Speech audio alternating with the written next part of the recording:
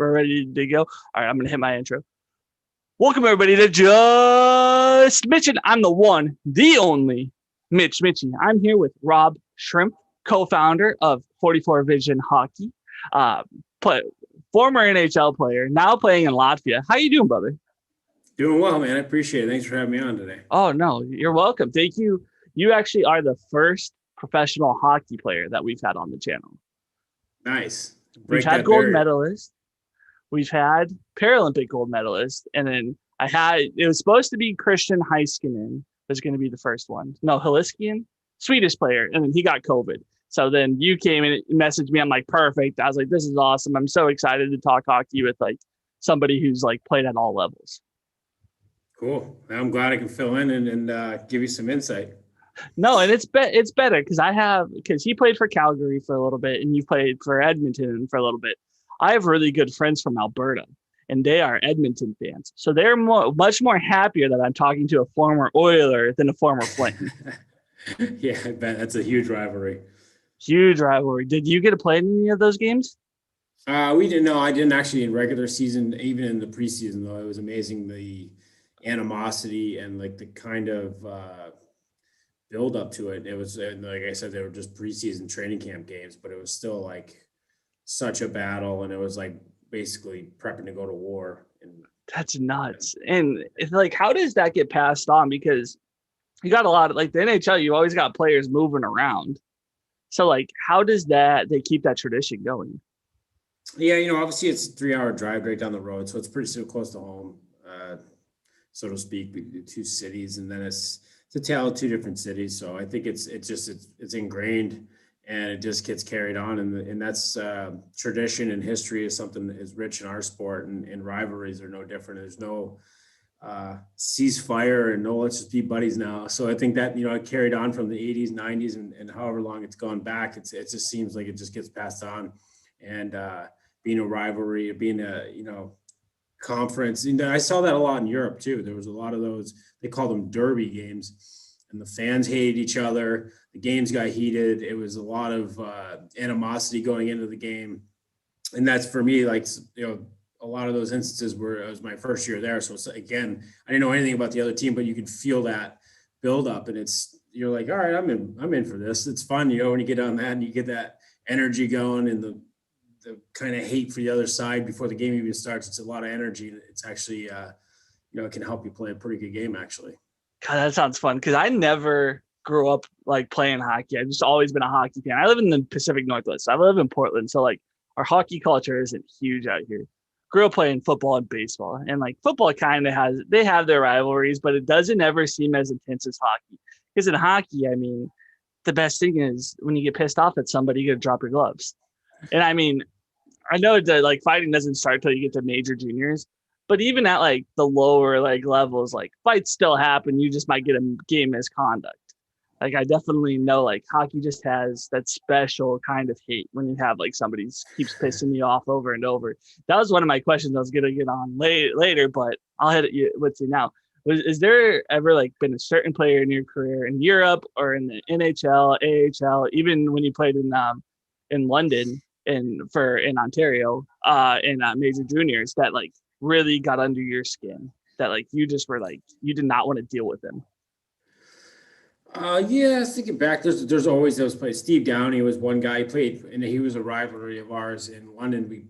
He played in Windsor, and he was just such a pest. He was such a rat, and he to back it up, he was a tough guy as well. So it was one of those things where, he would always be there stirring the pot, but he could throw too. So it was kind of a dangerous beast, so to speak. He was just such a rat, and he'd just be doing just dumb stuff. As soon as the ref wasn't looking, you knew you had to watch yourself. He'd slash in the back of the legs or spearing the balls or throw an elbow at your head, whatever it was to drive you nuts. He was really effective at it. And to his credit, he actually was a really good hockey player as well. He could score goals, but he was one guy for sure that sticks out to my mind going back even junior. David Clarkson was on Kitchener. He was a guy, he only played against him a couple years in junior, but same thing, it's just, he was just waiting for the ref not to be looking and give you a, cross check or spear. He was a guy that could throw knuckles as well. So for me as a skill guy, these kind of pests were always looking to get after me when the ref wasn't looking and trying to get me off my game. So yeah, there's always those type of players, and it's an art in itself to be able to, for those guys to be able to balance. They play, they could score, but they could also, take a guy like me off my game by doing dumb stuff. In my mind, dumb stuff. I'm sure they think it's smart, but oh yeah, they think it's funny. They love being it's brilliant. Yeah, they think it's brilliant. It's funny because back 30 years ago, they were just goons and forcers, and they couldn't do anything. They didn't score. They barely could pass. I mean, like Paul Bissonnette, he had no skills. He just knew how to fight real well. But now you're getting guys like Matthew Tkachuk. I think he's the next great instigator because he can score, but he also can piss people off. Sometimes he pisses people off too much if we're thinking about it. Because talking about the Battle of Alberta, he pissed off Zach Kassian a little too much last year. Did you get to see any of that? That was funny. Yeah. No, I think the thing that was Biss. To go back to Biss. Biss was actually a pretty good hockey player. Was he? For a long time, he was in the top prospects game in the '85 birth year in Kitchener. It was a stacked top prospects game. It was actually 6. Biss could play. It's just one of those things, in hockey, sometimes you have to craft your role to make it. And, Biss did that. He turned into more of a fighter and stuck with that. But, he wasn't going to make it as a 22, 23-minute night defenseman. And credit to him, he figured out a way to stay in the show for a long time. Had a great career. I think he's one of the funniest guys. He's hilarious. He's so funny. He started the Twitter stuff way back when it wasn't really hip yet. Remember, he started with, I think he called it swooping. He was a pooping and tweeting or something like that. It was so funny. And he's always had that personality. I got a chance to play with him my rookie year in minors. Biss was up with us in Wilkes-Barre playing, or down with us, whatever way you want to look at it. But he's always had that charisma about him. And he took it a long way. And now look what he's doing now. He's super successful and found a way to market that into a great business. But, on to Tkachuk, that Tkachuk guy, he's more like a fierce competitor. He's not a rat per se. I think he'll do anything to win, and he's fearless. And then with Kassian, he ran him twice, but both those hits were just basically competing and didn't give a crap who was on the other side, and whether it was Zach Kassian or Johnny, whoever it might be, that smaller guy, or he was going to run him. But I think I love the way Tkachuk plays. He's a competitor, and then he's got great talent, and he scores some sick goals. I think that through the legs goal against Nashville was pretty nasty. No, it's a bunch of highlights. It's that bloodline. His dad was a good hockey player. Most people don't remember Keith playing. Yeah, his dad was unbelievable. He found ways to score goals, and so does it's through all their whole family. They all know how to score goals, and they all compete. Exactly, 100%. It's funny, talking back about Paul. I stream NHL 21. That's one of my other side things on Twitch, and he's actually on my team. He has an 85 overall card, and I always tweet him out because for some reason it's one of my best cards. He is on my 4th line, but when I know that 4th line's coming up and I need a goal, Paul Bissonnette's going to get me one. He can't handle or there's no handles or anything, but that slap shot's deadly. But they haven't played in right wing, which I thought he was a defender for most of his career. Yeah, he was. That's the thing. Utility player, really. He was a D-man. And back in junior, he was a defenseman. I played against him a bunch. He was with Saginaw, and he was with Owen Sound, I believe it was.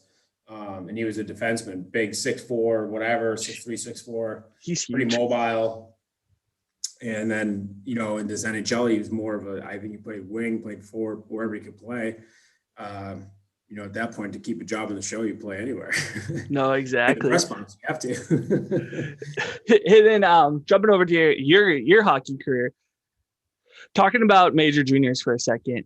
Did you start? I was looking it up, and then years mixed me up and stuff. Did you play your 16-year-old? Did you play 16 through 20? Yeah, no, I played 16 and 19. 19? Okay. So we have the Portland Winterhawks out here. I love watching major juniors because you have such an age gap. In any sports you do, but 16-year-olds are still babies. And then you have grown ass 19, 20-year-olds running around. Was that an intimidation factor for you at first as a 16-year-old? And then how was it for you when you're 19 years old playing against children? Yeah, no, I didn't have that. When I was 14, I was playing against tier 2 junior players, which were the same age bracket. Right. Most of them were 16 to 20. So I was playing against those guys, and I was on the Ontario Provincial Junior Hockey, the OPJHL, what's called. And it was very much so mirrored to the OHL, same style, very rough and tough, and a lot of scraps and physical hockey. So I was I was used to that. And the other thing was I was a young kid and I was fairly successful. So these guys wanted to kill me. And I was not shy either. I was lippy. I was tough. I think it was third or fourth in the league my 14-year-old year, and then 15-year-old year I led the league in points. So I was successful. And then when they were like trying to tomahawk slash me and stuff, I would give it, I'd get lippy and chirp. And I also had a tough guy on my line, Brian Basner, who was 6'5", 240. And anytime one of these guys wanted to come at me, I knew I had that protection. so I was extra confident. But to your point, that was an eye opener to me then. And I had already had 2 years of that under my belt. What was more eye-opening was just the talent level and how good players were. It's, I got up to the OHL. You got guys like Patrick O'Sullivan, Corey Perry, go through the league, the 85 birth year, Mike Richards. There's so many good players. So it's really, that's the kind of what was surprising to me was the level of what you got to rise to. Oh yeah, no, exactly. Like out here with Portland, they've like had their mini dynasty for like the last 10 years of all these Seth Jones, Oliver Bjorkstrand, Brendan Leipzig. You started going Ryan Johansson, like go on. And I actually got to work for him for like 4 months. I ended up getting told not to come back. I bought someone beer.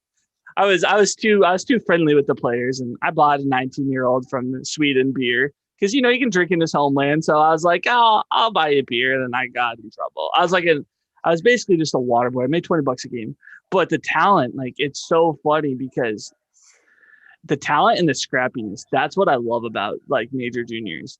That those kids do not care. Like, they're just out there to play hockey. And if you piss them off, any one of them are ready to drop gloves. And I think that's unique because as you get up to the NHL, we see less and less of that. With the AHL, so I've never got to watch an AHL game before because we don't have it out here. But when I was with some of my friends that have played in the AHL, they say it's a very rough league as well. What's the difference when we're jumping from the AHL to the NHL? I think the difference, the NHL is way more organized. Guys play their position, very much structured. The AHL, you got guys that want to get the hell out of there and they'll do whatever it takes to get out of there. And that can mean anything. I mean, you got a left winger that's running around all the way on the right side of the ice, trying to take someone's head off so they can get noticed for being physical, just random things happen. And it's, the motive is great, but the reality of it sucks because it's tough to have predictability or, patterns, so to speak. It just random things happen. Like I said, the NHL, it's like the right winger stays on the right wing. He's always an option on the right wing. The left winger is in spot. The centerman, patrols. The AHL, it's just a little bit different. Guys just, like I said, their motive is to get out of there. So they're doing whatever it takes to get out of there.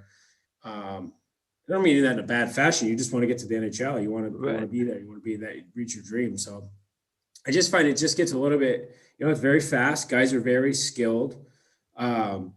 Physically fit and they can hit. You got guys coming out of college, you got guys coming out of junior. Everybody's coming from a little bit of a different background, trying to get to the NHL. It's just, it's very diverse in some respects of types of players, so to speak. It's very unique. So it's good hockey, and I think. Some teams you'll see in that league are a little bit like Chicago Wolves. They always have kind of like a veteran team and they play a certain style and they're there to win. It's guys are kind of there and they know they're going to be there. They're not worried about trying to get up to the show. They're there to play a season and win a championship. You see a totally different style versus a younger team. I don't have a name off the top of my head, but you see a bunch of these younger guys are like, I want to get out of here. And they're all full of energy and trying to do whatever. Yeah, I was trying to think of a younger team, probably like Ithaca. I think the Comets, which I think is so funny that you have the the Canucks. They're the farthest team west, and then they have their AHL teams all the way in Ithaca, New York. Utica. Utica. Is it Utica? Have I said it wrong the entire time? Utica. Because you're from New York, right? Yep. Did you grow up a Rangers fan? Yeah, I was a big fan. I liked the Rangers, Mike Richter, and I wanted to be a goalie for a long time. And then Mark Messier was a big fan of Mark Messier, and Brian Leach were my kind of guys I looked at when I was a young kid. Yeah, then you got a little bit of the Gretzky era. You got what, 1 or 2 years of him? Trying to think. Actually, I made a movie with Wayne when I was 12 years old. What? Ice training. It was called Wayne Gretzky's Train to Win. So I met Wayne out in California. We went out there, shot a movie or whatever, a video. Holy shit! For like 3 weeks, and then he played for the Rangers. He came to Buffalo. Got a chance to go there and see him. So it was pretty cool. That's fucking awesome. Like that's a great one. I mean, I'm a Kings fan, so like, oh, you can't. Boom! I got my shield right there. Nice. And that's funny because I've been a hockey fan my entire life, but like being out here, like we don't have any teams, so I just was a hockey fan. And then as soon as like this podcast has been going on for like, I don't know, 4, 5, 6 months, and I was like, man, I do baseball and hockey. I was like, I got to find allegiance to a team so I can talk about somebody like a team and really know. And I was like, I'll go with the Kings just because Wayne Gretzky played for him, and I like Anze Kopitar a lot. I really love his game and how he plays. Big guy that can move the puck really well. It's very skillful. And I'm a big dude, so that makes me like, I think big guys like other big guys, like that kind of thing. What was the NHL draft like? You got drafted 25th overall. That's pretty awesome. But with hockey, we don't see it as much in the States. Like it isn't as publicized as like the MLB draft, NBA, or the NFL draft. How does that whole process work out? Like, did you know that you were going in the first round? Did you have an agent? Because you got drafted, you get drafted at 17, if I'm correct. 18, yeah, 18. Roughly. So there's like a gap. I think it's like September 25th. It's a weird age. So if you're born after that is an 86. So I'm an 86. So if I was an 86 and I was born after September 25th, then you would go the next year. So it's 18 years old, roughly. Okay. 17 on 18 or yeah. So there's like some kind of tricky rules there, but yeah, it's 18 years old roughly. Your kind of standard draft age, but you can also get drafted at 9. There's a bunch of stipulations, but there's so many weird rules. Like you can like there's so many weird rules. College, like I didn't know you could like play college, but like be drafted. Yeah. Yeah, so there's some things there, but the draft is, there's the top prospects game. They do your draft year, all the top 17-year-olds in Canada, the CHL. They do a big game there, so we kind of get rankings, and then through the course of the year, you're ranked, and then they do the combine in, I want to say like April or May. They do the combine, so you go and work out and do all this fitness testing, and then meet with teams if they want to meet with you. If you're a top ranked 100 player. They invite the top 100 ranked, I believe it is, and then you go do the workouts, and then you have meetings with all the staffs.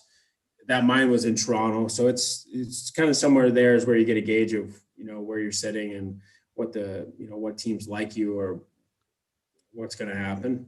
Again, that's just a small gauge because there's still the process of the draft, right? So anything can happen on draft day. If some other team wants you, if the team wants you at 7 but the team at 6 likes you even more, right, then you get picked by someone else. But so that was pretty unique, and you get to meet all these people. And then a lot of the times when you have those draft meetings, there's some people in those rooms that work for these team staffs, like ex-players that are iconic people and really cool people to be in the room and get a chance to talk to. So it's definitely a unique experience. And then the draft day is just nerve wracking. You don't know. I mean, it's the future of your career, where you're going to go, who's going to pick you, where you're going to wind up, what city you're going to live in, those sort of things. So it's pretty cool. It's definitely it's a lot of energy, a lot of emotions. That sounds so fun. Like, I wish I got to experience something like that. And then before we jump out of your major junior career, I forgot, I totally, in my notes I was looking at, I had it marked in bold. You won a Memorial Cup. How awesome of a feeling was that? Because that's, I don't like, a lot of people don't probably know like how grueling like to get to the Memorial Cup it is. You have to win, like say the WHL, you have to win the whole entire WHL. Then you go into the Memorial Cup, and then it's a Red Robin tournament, and then you play one more after the Red Robin. Then you play two eliminations, right? Is that how it goes now? Red Robin, Red Robin, then it goes the semis, or the one team gets. If you have a better, there's a possibility going right to the finals if you have, right. So there's that option, and so it's definitely weird because you go from best of sevens, and that's like, you know how that is. Playoff hockey, it's crazy. You get those hatred, you get those rivalries, you get those battles, and then you turn it into like a World Junior final. It's like winner, single game, not single game elimination, but kind of is like, yeah, you can't afford to blow one. And then you're playing, when you go to the Mem Cup, you're playing different teams. You don't know these teams. For us, we hosted in London, but in Ottawa was the second team. That's the team we beat in the final. So whoever hosts is automatically in, which is nice. Which is nice. Yeah, obviously you're gonna have the host there for. That's what they try to pick a team or a city. They try to pick a city that has a good team, so they got a good chance to be there. Or if they are there anyways, regardless how they do in playoffs, they're going to put on not be a mockery to the tournament, so to speak.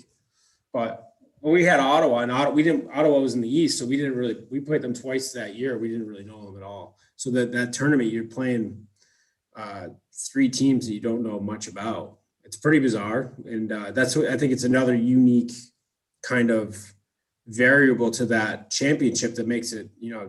That's what makes it tough. It's so hard to get to. I think because the year I worked for the Winterhawks, we lost to Edmonton, the Oil Kings, in a Game 7 of the WHL finals, and that was heartbreaking. That was so rough. Get all the way there, Game 7. I've never been in Game 7 like that before, and just the tension in the locker room was so crazy. Because when they were in Edmonton, because they went, they played their 2 games in Edmonton, and they lost them both because they were up 3-1 because the team got the flu. So then coming back to Portland, like people are still sick, not everybody's feeling well. It was a really weird thing, but the game was great. It was an awesome game. They just couldn't pull it out at the end. But that's the first time I ever dealt with any kind of like high all stakes kind of thing in hockey. What's the World Juniors like? We have that coming up. I've watched it almost every year. You played for Team USA. How awesome was that? I'm a veteran of the U.S. Army, so like anytime I see like USA, I'm watching it right away. Like how cool was that to represent your country? Yeah, it's awesome. It's such an honor because just to get picked on the team, first of all, you get recognized as being a top 23 player in the country at that age. And that's huge in that regard. And then, the second, I don't want to call it the second part of it, but the initial action is like, wow, I got picked out of these 23 people. And then the next thing is like, man, I get to wear USA on my sweater and I get to represent my country. Like that's unbelievable. And there's so much pride in that and going out there and doing service to the jersey, so to speak, and to your country. And it's wild. And then it's a pressure cooker. You get those emotions, great to be picked. And then you get there and it's like, shit, there's, every country has their best players there. So it's, there's not much time to be googly eyed and well, this is so cute. It's time to go to work and put your big boy boots on and try to win a championship. So it's a pressure cooker. You don't have much time. You only get, you get the tryouts in the summertime together, and that's not really together. At that point, you're trying to, I'll do whatever I have to do to beat you out kind of thing. It's not like, hey, we're on the same team. It's more like cutthroat. So then you get those 2 weeks before camp. Not really. I think we got there December 23rd, 24th, you get there and the tournament starts on the 27th, I believe. So you don't have much time to click. Oh, shit. I didn't know Phil Kessel played on that team. That's dope. Yep. Yeah, we had a stack team in Vancouver. I played 2 years. My first year was in North Dakota, and then my second year was in Vancouver. And that team was probably more star-studded and stacked than the year previous, our 85 year. Is Phil Kessel as interesting as a human being as people say he is? Yeah. Yeah, he's Phil's Phil, man. He's his own person, and to his credit, he will not change for anybody, which is good for him. He's just like a goofy guy. I don't know. It's I don't tough know. to I watch his explain. interviews. He seems awesome, and you hear other people talk about him, and they're like, "Phil's Phil." That's what I always hear when people say like, "Phil's Phil." I like those kind of people. And I was looking, MVP was Evgeny Malkin. Geez, that '06 World Juniors was full of talent. You're right that you guys is that like 85, 86 years, you guys are just full of talent. Because is Crosby in the 85 or 86? Crosby's in '87, but obviously he played in 87. that '85 birth year, and then the next year he was in the show. He wasn't playing World Junior, so Guys, immensely talented. yeah, he was a really good hockey player. He was one of the best I've ever seen. One of the best I've ever played against for sure. Probably the best I've played against. Better than Ovi? I'm an Mhm. Ovechkin fan over Crosby. No offense to Crosby. I just like Ovechkin's game a little better. They're two different players. Like Ovi's a goal scorer, pure goal scorer, and Crosby's just an all around unbelievable at everything. So I say who I like better, but in my opinion, as a hockey player, Crosby's a better overall player. Understand. Uh, I played against Ovi too, and always he's sick. He's impossible to stop, but the way that Crosby sees the ice and the way that he uses the four other people on the ice and whoever those four other people are on the ice is unbelievable. So Yeah, we had one year I played against him in Long Island. We played him 4 times. He had 17 points, I think it was. 16 points, 16 or 17 points he had against us. And we obviously you do a ton of video. And out of those 16, 17 points, there was probably 2 or 3 instances where it was one of our faults of like, hey, what the hell were you doing on the coverage? Like, how did you not pick up him or pick up the guy that he passed to? And the rest of them, everybody was covered. And it was just like he made such amazing plays. It was like, shit, he's good. That's at the NHL level. That's not at Pee Wee or Bantam. no, This is that's like the best thing in the world. no. He's been so fun to watch. Like, I mean, that's when I was really getting into hockey because I was born '92. I'm 20. I'm 28. So like, I've got to experience both those men's career like in full and like remember them completely. I mean, I got it. I was into hockey in like the '90s and stuff, but I only remember a little bit. My favorite player growing up is Mike Modano. It's just because that's when Dallas was good in like '03, and then Modano, being I will say he's the greatest American-born U.S. player, the greatest American-born hockey player ever.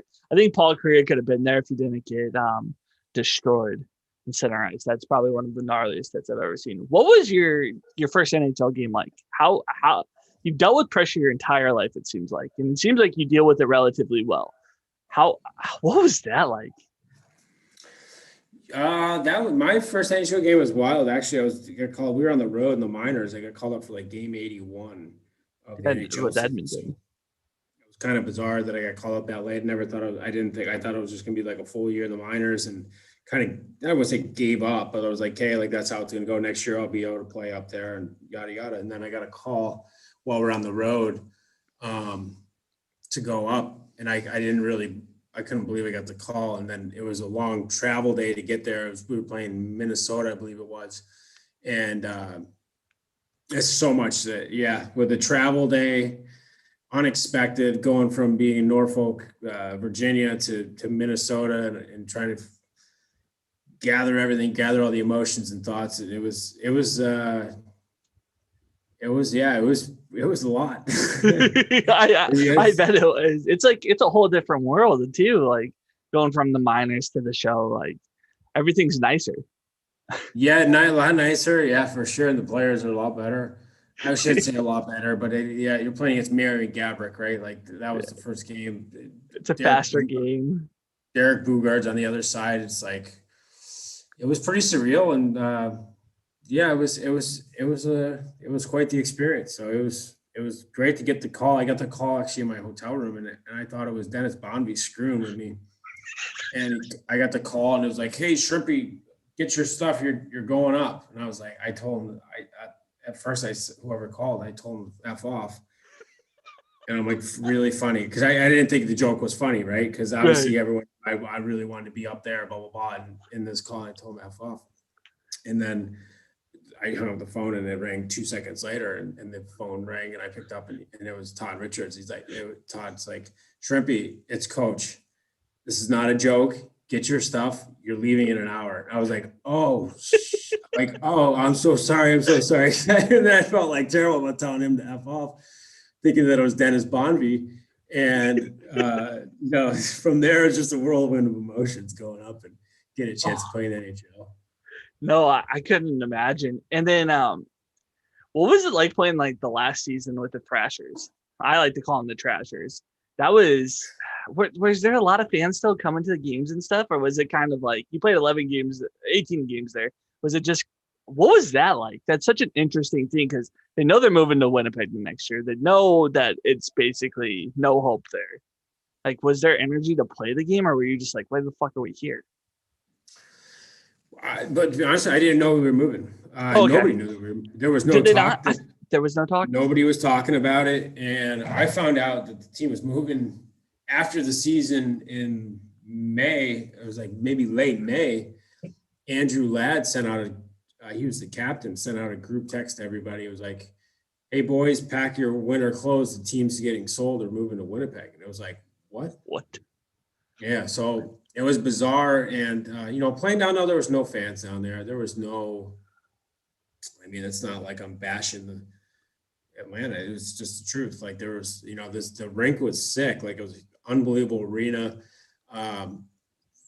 The way it was set up, beautiful arena, right? And then we would get like 5,000 or 6,000 fans a game in a 19,000 seat building. You can only imagine how empty that looks, right? Oh, 100%. So, you're playing in the show and you're playing for pride. Like we all still have pride, but that being said, like having the energy playing in Montreal, was the energy that Montreal Canadiens have play? No, I mean, we're playing in front of 5,000. Right. We're all going out there and we still want to, win and we are, we're competitive and that sort of thing. But like, there's not that energy in the building. It's tough to be the same. So no, I was happy that Winnipeg got a team. I want another team in Canada. I think Canada needs at least one more. I think Quebec needs a team again, especially since like the Canadian dollar's kind of relatively to the American dollar once again. It just brings it's so weird that 32 teams, 31 going to 32 teams in the NHL, and only 7 of them are in Canada.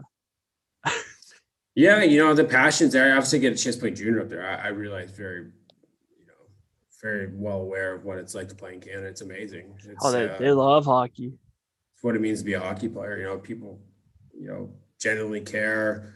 It's always hockey talk. You so much hockey. I loved it. So I love that. I mean, that's how I grew up. I love the game and have so much passion for it. Some guys are different. Some guys don't like that. Some guys it's not their cup of tea. They don't want to go to the grocery store and be recognized, or they don't want to talk hockey all the time. And that's fair. And there's to each your own, so to speak. But for a certain type of hockey player, that's what you want, and that's the thing down in Atlanta. Like nobody knows who the hell you are. Like.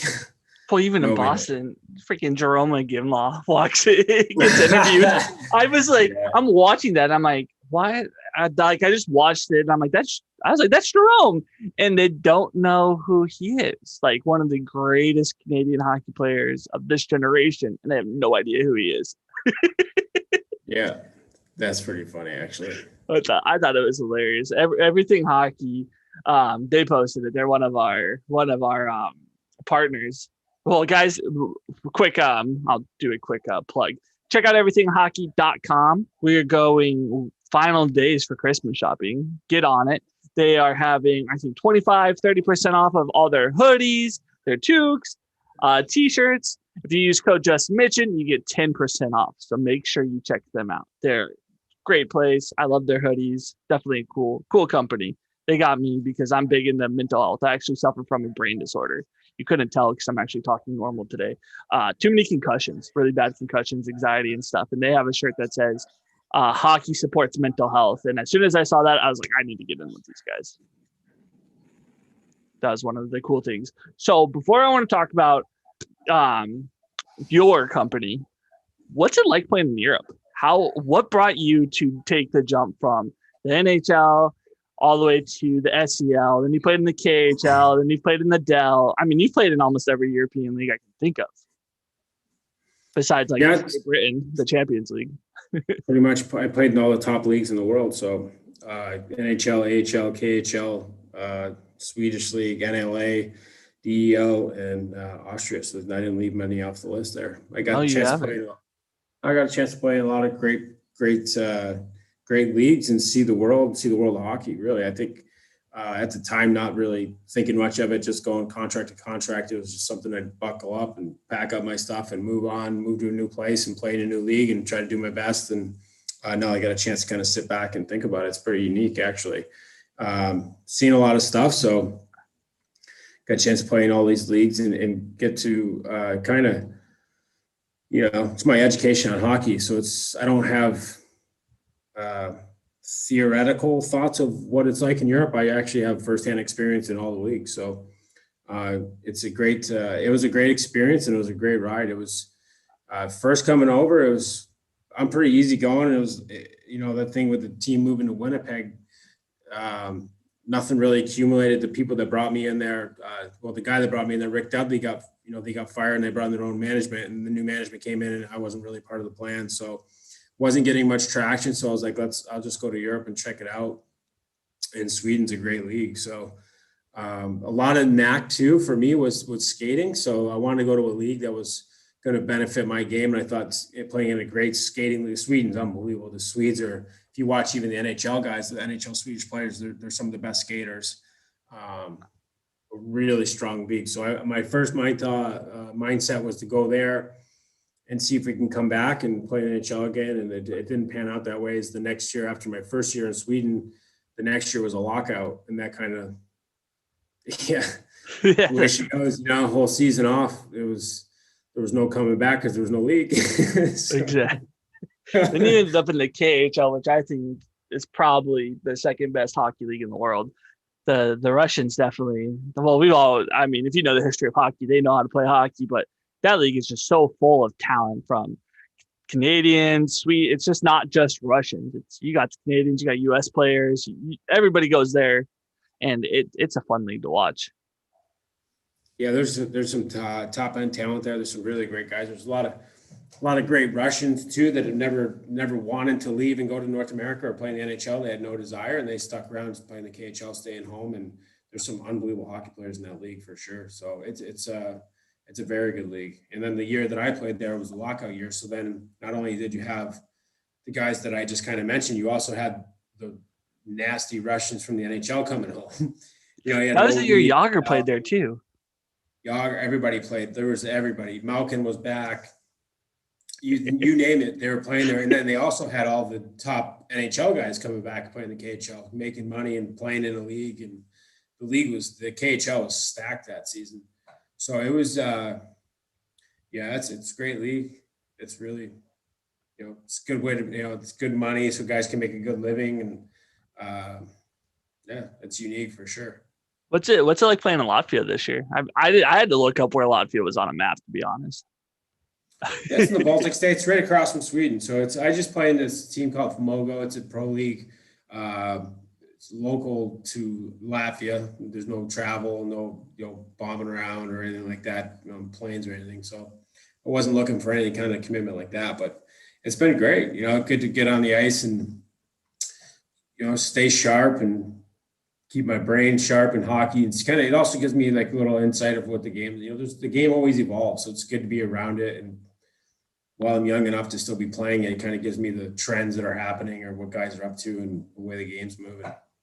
No, exactly. I love your career. Like you've kept your dream going, like, and just keep moving around and experiencing the world. What is it like from going? Because when you go from a different league, from Sweden to Russia to Latvia to Austria to Germany, how do you pick up on the language? Do a lot of guys speak English? Do you have an interpreter? Like, how does that work?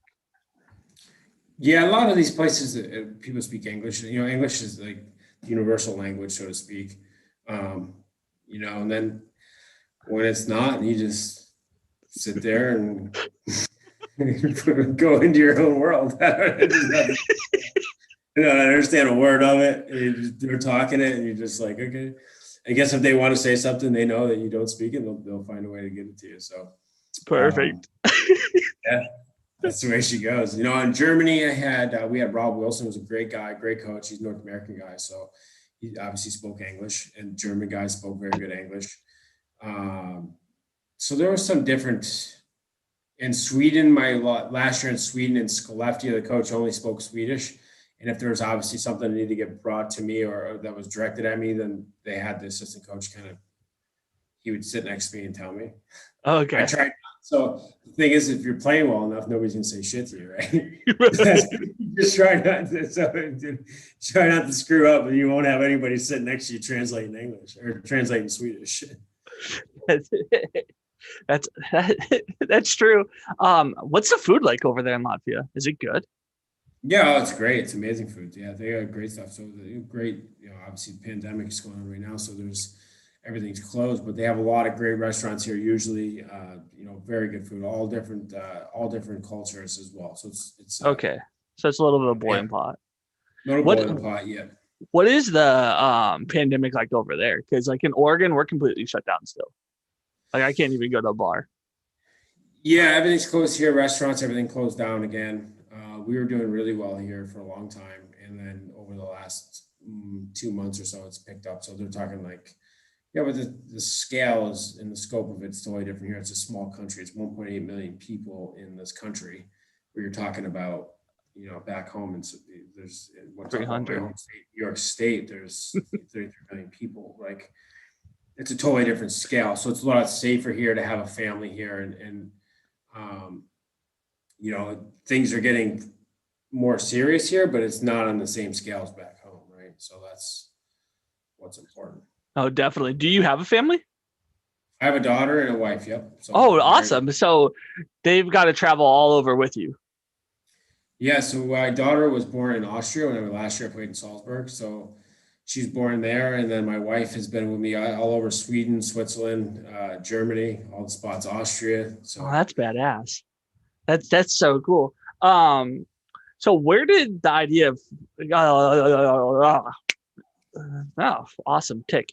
It's okay to laugh. I normally tell people before like I start talking like I have a brain disorder, I tick and stuff, and then I totally forgot today. Yeah, so you got to deal with like one of the ticks. I don't tick too bad during interviews. I'll start ticking like once I close the computer. I'll like have to go lay down because I'll like go on and like I can suppress them well enough, and then I'll go on like a tick binge, and it's pretty fun. It's fucking funny. It really is. Like it's a quick story. I think it was like a month ago. My mom and I went into Target, and like I walked in, and like how I tell people like ticks are, it's like it's this itch in the back of your head you have to scratch, but you don't know what you're always going to do. I walk in, and I for some reason just went suck it, and this lady just looked at me, and my mom goes, "He's got problems." And we just kept walking, and I'm like ticking left and right throughout it because I like Target. So whenever I get really excited, like anytime my motion goes from like here to like down to here or up, like I start ticking really bad. And so Target's one of the places. I love Target, so I start ticking in Target for some reason. Nice. Target's a good spot, man. Dude, it's funny. Like I'm a big Christmas fan, huge Christmas. So like we'll walk anywhere with Christmas. Like I call it like being special because like I have like, I don't want to say I have different personalities because that's not what it is. It's just different moods. And like my brain will like decide to be like a 4-year-old and I'll be like, Christmas is everywhere. I'm so excited and I don't know how to deal with it. It's so frustrating sometimes. I've dealt with it for 21 months. I was completely normal and then my brain broke one day and it's been interesting as hell. And everybody who's watched this is like so sick of me talking about it. But like, I feel like with each person I talk to, I want to educate them because it's called functional neurological disorder. It's basically they have no idea what's wrong with my brain. They just know something's wrong with it. And it's so rare and unique that like, I feel like we all have a platform. I need to push it out every time because not everybody gets to deal with it. And then, so what brought up your company 44 Vision? Like what made you want to start coaching in such a unique way with the internet? Yeah, no, I thoroughly enjoy. I got the platform that I use, Instat, as a sample account, and I just started watching players and going on and doing things. I started watching games and saw some stuff, and I was like, oh, he could have done this here. This player could have done that there, and I started using their tools. And it was amazing how much you could transfer onto that screen and pass that knowledge on. And in the beginning, it was just like literally doing those and be like, hey, buddy, check this out. Like, what, take a look at it. Like, and from my experience of like what I would do in that situation. So it's from the experience side of it. It's like, hey, clearly you didn't see this. They didn't make the play. So then you can draw it up on the,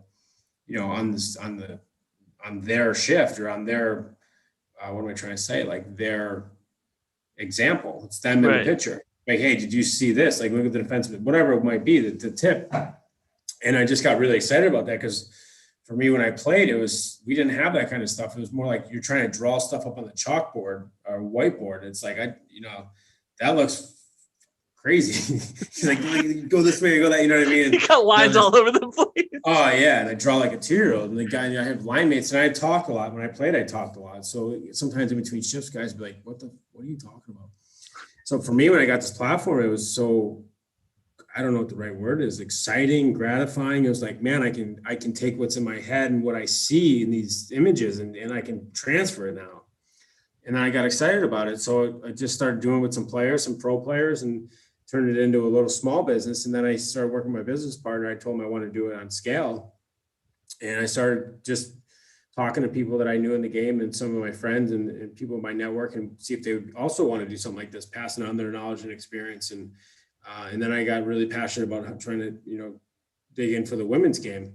How do we make that game better? I talked to some really great women players and I told them the same thing, same vision. Let's pass our knowledge and experience on. And, we get paid to do it as coaches. And, that's where we got 44 Vision Hockey. Now we got 36 coaches on there and we're, evolving and helping the players on an individual basis. And the business is it's been great. It's been awesome. And all the coaches love it when they start getting their clients and they really get that chance to pass their knowledge and show a player something that they didn't know. It's so gratifying. And it's so, I don't want to say it's easy because it's not something that you have to create or invent. It's something that you possess as a coach. And it's something you've done your whole life. Sorry for cutting you off. Whole life. Yeah. No, you're good. Yeah, it's exactly right. It's something you've done your whole life. And then some of the, like the women's players, these girls are Olympic team member players. They've done it at such high levels. And so the men's side, we got NHL guys and the other women, NWHL players, same thing. They've done it at such high levels. You get to now take that and give it to someone else. It's such a great concept and I thoroughly enjoy it. For me, the reason why also it's tough too, when you want to get back in the game of like, what do? Like you move your family around, you take an assistant coaching job somewhere, or, that's part of the reason why I put the stick down is just tired of moving around all the time. It would be nice to just sit in one place. And with this platform, I could coach a player and I'm over in Latvia right now. I'm coaching players all over North America. And I'm also coaching players all over Europe. I can coach a player anywhere that they have game film. So it makes it kind of unique in that sense of bringing that resource of our knowledge to anywhere in the world. When do you sleep if you're talking to people out here in North America? Oh yeah, it's been busy. That's been like you're in hockey season, especially like Canada. Some parts of Canada, they're able to play, and like down south in the U.S., some of them are getting to play. That's awesome. I love the women's game. I got to talk to AJ Malesko last week. So that was, and I've watched the women's game, but never really got to talk about the women's game. So that was really fun because I think women's sports, especially like hockey, basketball, and soccer, they're so competitive and they're just, people aren't seeing them because they're just there's that whole thing that women's sports aren't as fun, which I totally disagree. I think they are. I think now, like how the first generation all had to play against boys. Now this next generation, they've all played against each other. And they've definitely had better training, better coaching, better understanding of the game and the rules. Yeah, and women's hockey, it's fun. And it's just as physical as men's. There's no body checking. I mean, let's get real. There is a lot of contact. But it's a fun game, and it's more a speed game. The one thing I do notice, a lot of girls have their heads down. Me and AJ were talking about that because they don't have to worry about getting hit, blowing up in open ice. Yeah. There's contact for sure. There is, but it's totally different contact, right? It's totally different contact. You don't have to worry about getting killed. Yeah, but I mean, killed is not that big of a deal. Like sometimes you see some of these hits and I know the fans love it, but as players, you're like, didn't even hurt. It looked bad, it didn't hurt. Okay. What hurts is like the side blinded hit, or like, like in women's hockey, like sometimes their heads are down and like a girl's full body just skates by you and just hits you at the wrong way. Like that hit hurts more than like somebody catching you open ice and just smoking you. It doesn't really hurt. It really doesn't. What hurts is like the stuff along the wall. Like if you're going a certain way and a guy like wedges you and stops your momentum, like, and you just crunch into the wall, that hurts. That hurts way more than the open ice, big hits, or even like you see some of these, like Drew Doughty's really good at those hip checks. He hip checks him. It's like an insult to the ego of the player that got hit and that kind of thing, but it doesn't actually hurt. So some of the stuff in women's hockey, the way their contact is, it's not, again, bone crushing or like the men's open ice killing each other. Those hits hurt almost more. Okay. It's stopping of force. And that's why concussions are prevalent in that sport as well, because you'd be surprised at what could cause a concussion. No, yeah, I'm so educated on concussions. It's ridiculous. Have you ever had to deal with concussions? Yeah, I've had 7 concussions in my career. I had 2 concussions in the month at my last final year, and that was kind of one of the reasons I was like, that's enough. Yeah. Have you been dealing with any symptoms? Yeah, I have anxiety and depression issues I deal with. I started getting extreme anxiety problems my last year playing. Actually, it was bizarre. I never had anxiety issues before. They were anxiety attack. I thought I was having strokes. I don't know what a stroke feels like, but like my arms were going tingly. I'd be on the ice and I just was like, my thoughts were like, oh, I hope my lights don't go out. I hope my lights don't go out. And then it was like a panic attack. So when I got diagnosed with anxiety, it's not that I was happy about that. I was just like, thank God, because I thought it was like way worse. And so like, yourself, especially when you kind of self-diagnose yourself, if that makes sense, self-diagnose yourself. 100%. You could take, like, I thought I was having strokes, and it was scared the shit out of me. And it was like, to know that it was just anxiety, that it would pass. So obviously I've learned to deal with it. And when they happen, they still suck. The anxiety attacks are the worst thing in the world, in my opinion. No, they're fucking terrible. They're awful. But at least now they're more like, okay, just get over it. Where before I knew I had, I was like, fuck, I'm dying. It's like, it's not funny, but it was like, it sucked. Running your hands under cold water is one of the best tricks I've learned. My therapist taught me that.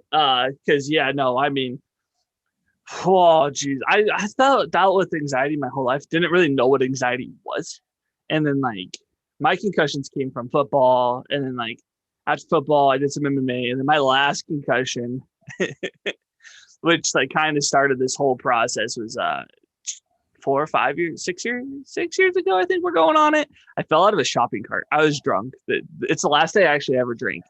Yeah, I was drunk, and I'm a big dude. I'm 6'2", and probably around that time I was like 230, and I had a buddy who was like 5'4", 120 pounds, pushing me in the shopping cart, and we went off a curb, and I went flying, and I thought I caught myself. Well, I went head first, boom, out, and I didn't realize I was out because the more concussions you have, the less you realize you have a concussion because you're used to that kind of fuzziness, and you're like, oh, whatever. Guess I got right back up and continued the party and went to sleep. Next day, like started stuttering, really bad anxiety, not knowing what was going on. And I was a bartender. That's what I did for like ever. So really? I'm like working, stuttering. Yeah. So like being stressed out, anxiety was like nothing that bugged me, because if you've ever like waited tables or bartended, it's the most stressful job in the world. She always has somebody wanting something from you and you're always running around. Yeah. And I was like, we went hospitals, just like anxiety. Finally, my doctor's like, I told her all these concussions because, especially when you were growing up and when I was growing up, when you hit your head, like you just got told to go keep playing. You're like, oh, my head hurts. And sometimes you'd have a coach slap you on the head and be like, you're fine. Or like that's what we had to deal with football. They're like, you're fine. You're good. Oh, you got your bell rung. Well, getting your bell rung is a concussion. That people don't know that. Yeah.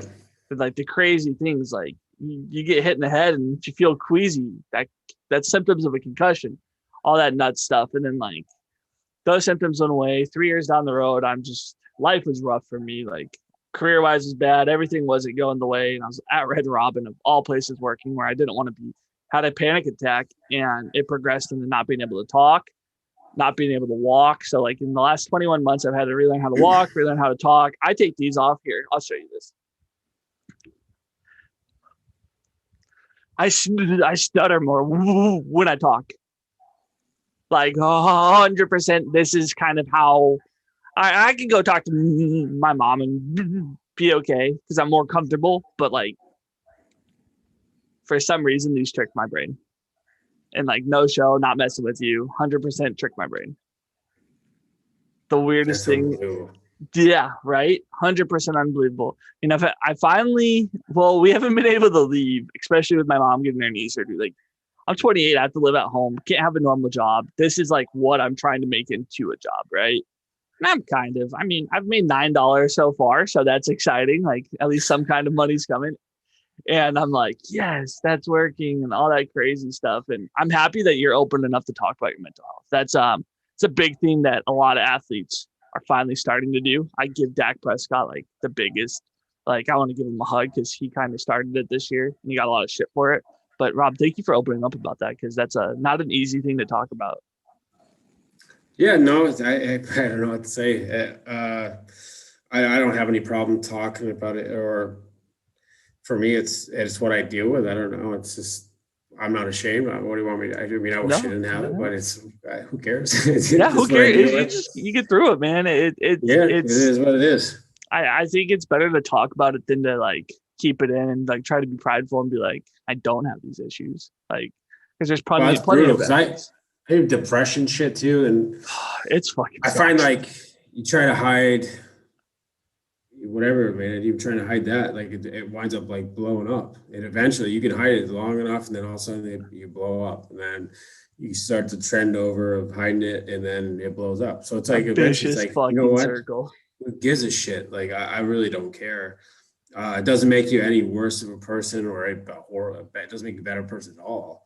It is what it is. Everybody has things they go through, and makes you stronger if you can talk about it. That's my opinion. I don't really care. I laugh about it. I can laugh at myself. I do stupid shit all the time. I laugh about myself. What's the big deal? Same thing with this. Sometimes it's when you start doing it in this light, it's better than for me it was like realizing that it's better just face it and almost laugh about it, but you can laugh about it. Like, no, exactly. It's not that big a deal, And then when you think it's such a big deal, you find you're doing like the blow up part of it is way worse. So it's better to just kind of like let it roll, and like it really doesn't. I mean, there might be, I think there's days that I have that suck, and maybe I'm an asshole or whatever the word you want to tag to it, or I'm weird or whatever that is. Like those happen once in a while, but those are once in a while, and it's okay. Like it's not that big a deal.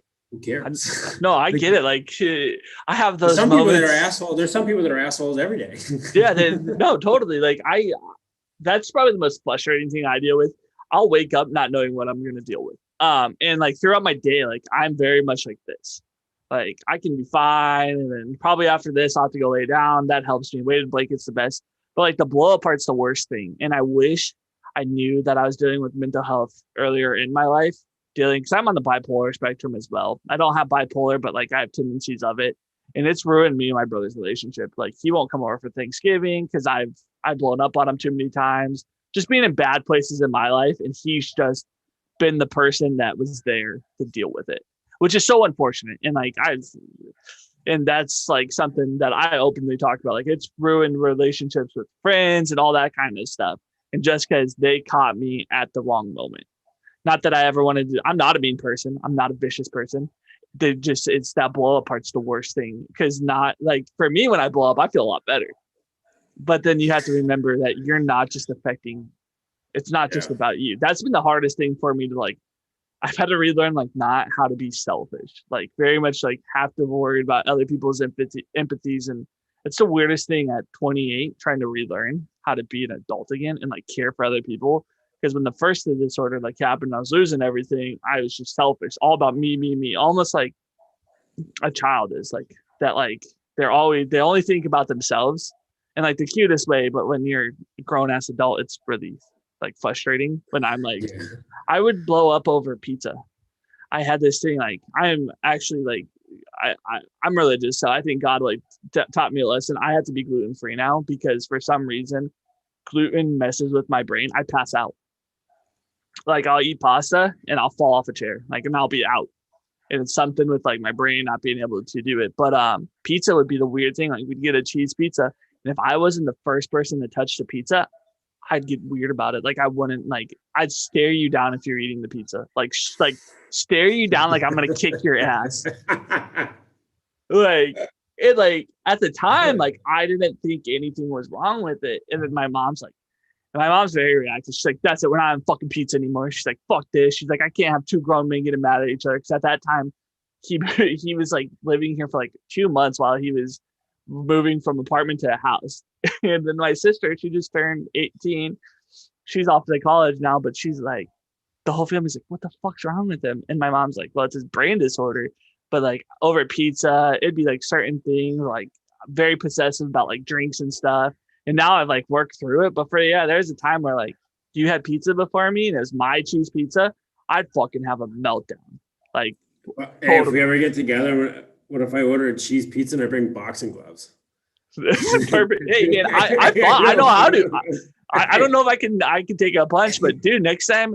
So that was one of my questions. Hey, dude, you seem like a guy. Like I'm definitely gonna talk to you from now on. Like you've made a friend out of me. I'm sorry. Like I hope I don't annoy you too much, but you just see you're like you said, you're laid back. You're very approachable. You're very kind. What are the plans? Are you gonna stay in Latvia? Are you gonna come back to the States? What's the future hold for Rob and the family? Yeah, I don't know. We're set up here, and my daughter's going to preschool here, so having the family, my wife's family around and helping support, it's been great. So it's been it's my business is really international, so I'll be traveling. Yeah. I mean, if this wasn't happening right now, the pandemic wise, I'd be out traveling quite a bit. So if we were in North America, it would make sense for them. They'd be on their own. So this was somewhere where we didn't know how long. Nobody knows how long this pandemic's going to happen, but it was kind of in the sense of making sure that my wife and daughter had some roots and support system for me to travel around. But now we're all grounded. But yeah, it just makes more sense to be this our home base, and then I'll be out traveling around and doing consulting things and helping teams out and that kind of thing. So that's the mission. Who knows? I had a bunch of stuff lined up. I mean, when's the NHL going to get back? I was asking AJ. She's like, I don't know. And I'm like, you're literally have an inside source to this. You work for NBC. And she's like, they're not telling us anything. I'm like, what the fuck? I mean, they said January 1st, nothing started. I'm thinking February 1st. That's got to be the time. And they have to get it in. They can't afford another lockout. They can't afford missing another season. And especially with the new CBA, they have that TV contract coming up. Which they definitely can't go January 1. No, you can't do it. I mean, we're on December 8th. Like there's and you got to have the 2-week quarantine time for guys to travel in European places. So I don't have any inside information, but just objectively thinking about it, they can't do January. There's no chance. It's impossible. That's what I was thinking. I'm like, this is because the people I talk to all the time, my friends, my Canadian friends were like, we were trying to figure it out last night. I'm like, it has to be in February. There's no possibility. And I'm so excited if they do it just all Canada division. I think that's what's going to happen, the Canadian division. And then splitting it down by I can't think. By geographical places. It's going to suck for Minnesota because it looked like they had Minnesota playing mostly West Coast teams, which that makes no sense. I don't know. You can't just have one extra team in the Midwest. I mean, especially for rivalry purposes, like Minnesota doesn't play really anybody out in the West Coast that often anyways. But before I let you go, before I let you go, I have 6 real quick questions. I can't think. My brain's starting to power down. 6 just rapid fire questions. You down? Cool. All right. What is your favorite food? Lobster. Really? Oh, I mean, yeah, you're from New York. I don't get lobster too much. I'm a seafood guy, but being on the Northwest, we're salmon. More Yeah. like that. Oh, fresh salmon. Nothing's. My mom and I had sushi yesterday. We ordered it because can't go anywhere. It's so good. I haven't had sushi in so long. What is your favorite hockey movie? Favorite hockey movie? Yeah, Youngblood. I still haven't seen it. I have to watch it because I've got that answer multiple times now. I'm Yeah, it's Mystery great. Alaska. Yeah, that's good. But I like Youngblood's like that. It's like pretty accurate to junior hockey. It really Okay. is like the camaraderie. Like Mighty Ducks is like it's a Disney movie, right? Like it's not realistic. Like Fulton Reed steps over the blue line and everybody gets out of the way. Like that's not hockey, but it is Disney, whatever. But like the Mustangs. What is it? The Hamilton Mustangs is the name of the team in What Youngblood. is my And dog? it is so much. And then it's like watch the movie, you'll see the All right, I'll watch it. Bill and Mom scene in there. It's hilarious. It's pretty accurate to junior Oh hockey. yeah, next time I get you on, I'm about to talk about billets. I forgot all about that. That's such an interesting thing. And then what's question number 2? What actually? Because I have to change it for like each person and put it towards your career. But where's your favorite place to play? Because I was gonna say in the NHL, but you're so different because you played everywhere. Where is your favorite place to play hockey? My London, Ontario, in junior was my favorite place in the world. Just the energy. Oh, we had sick fans, great city. I mean, besides the point that we won a championship there, obviously that's nail in the coffin. But the home games were unbelievable. The fans were unreal. Every Friday night was packed. Yeah, 10,000 fans a game, and they were wild. That's what the Winterhawks pull 10,000. The Winterhawks play in 2 different arenas. They had the Memorial Coliseum, which it's literally like 100 feet away from the Moda Center. That's how they built it, because the Memorial Coliseum was where the Blazers originally played.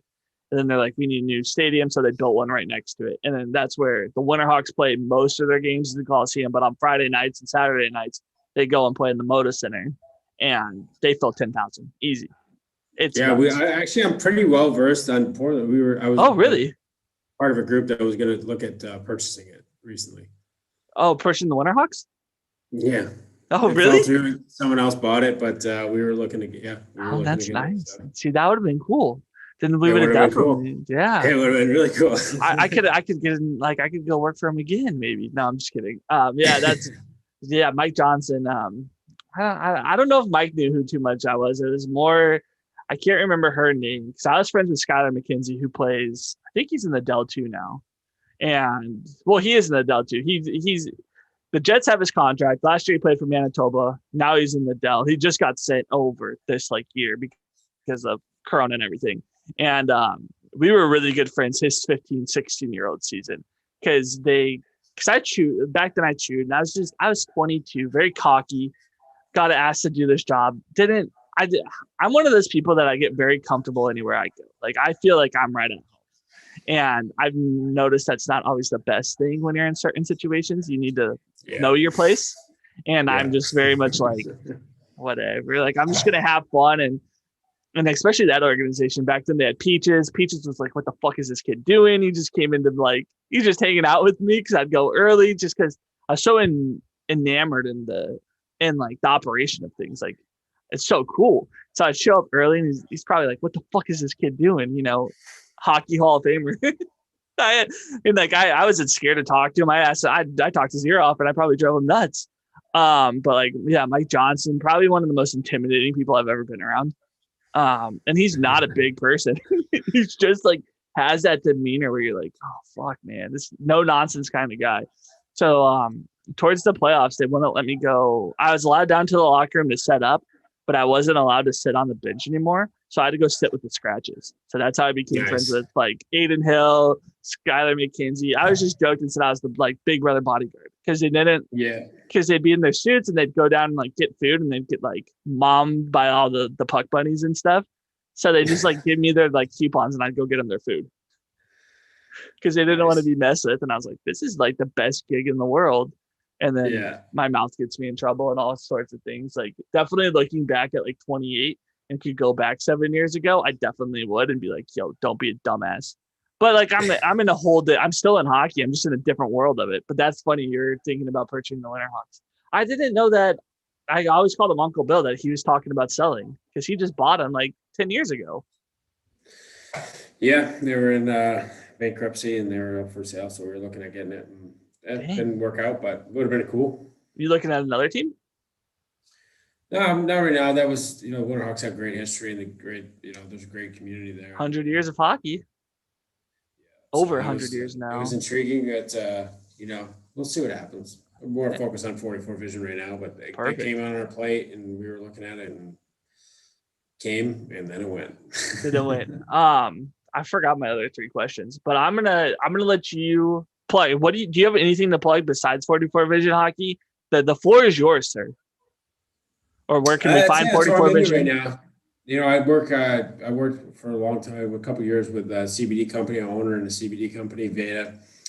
It gave me a lot of help with my anxiety issues, and it was huge for me after actually with kind of those new things happening in my body and my brain.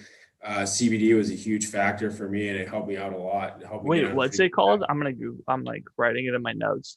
Veda, VEDA, ECN, endocannabinoid nutrition. So something also, playing through the game, there's all these, pills and band-aids, so to speak, to get you through things. But, CBD is something more of a longevity play where it helps you more natural path and it's got some great components to it that are beneficial. So I had a great,